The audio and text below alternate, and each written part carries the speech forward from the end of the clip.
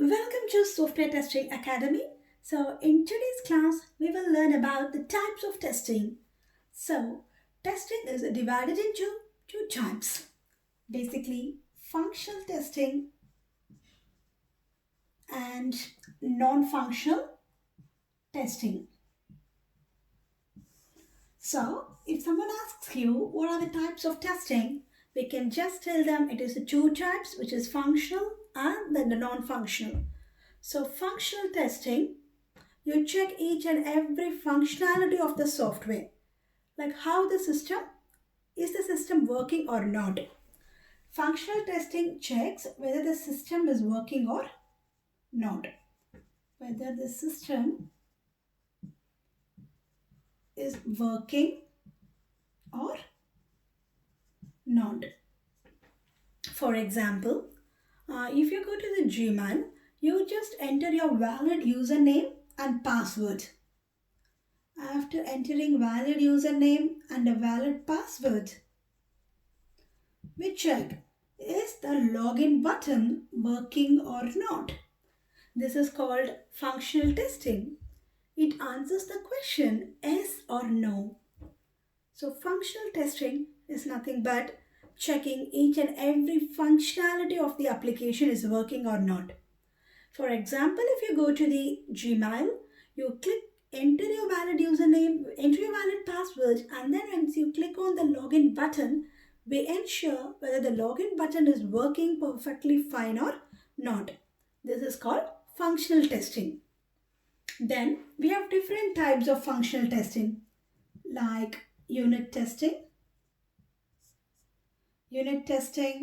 then integration testing, then comes the system testing, acceptance testing, black box testing, then white box, then we have the regression, retesting, smoke and sanity testing. We have different types of functional testings. So now let's move to the non-functional testing. Let's understand what is the non-functional testing all about. Non-functional testing, testing the non-functional aspects of software. You're checking the non-functional aspects of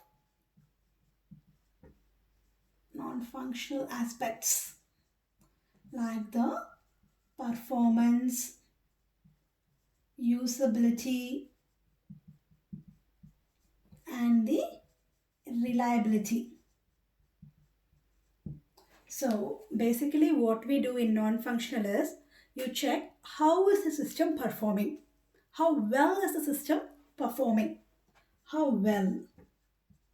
How well is my application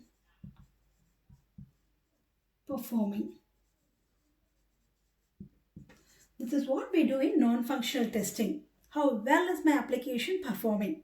So in the next thing, I'll give you a small example so you can understand it in detail. For the same example, in the Gmail or the Amazon website, if you talk about the Amazon site, any e-commerce site, because these sites are used by millions of users and number of users are hitting the URL at the same time. If you go to Amazon website, you search a product, how quickly you are getting the page. Even though many users are using the website at the same time, how quickly, what is the response time? How quickly you're getting that particular page? How long it is taking to load that page? That is called non-functional testing.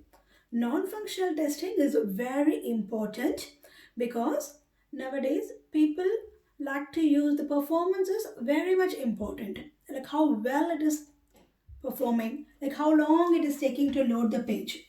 If your website is taking too much time to load, then it is really difficult to survive in the market. It really affects the business. So, in non-functional testing, I will talk about performance testing and all. So, we will talk about all these in details.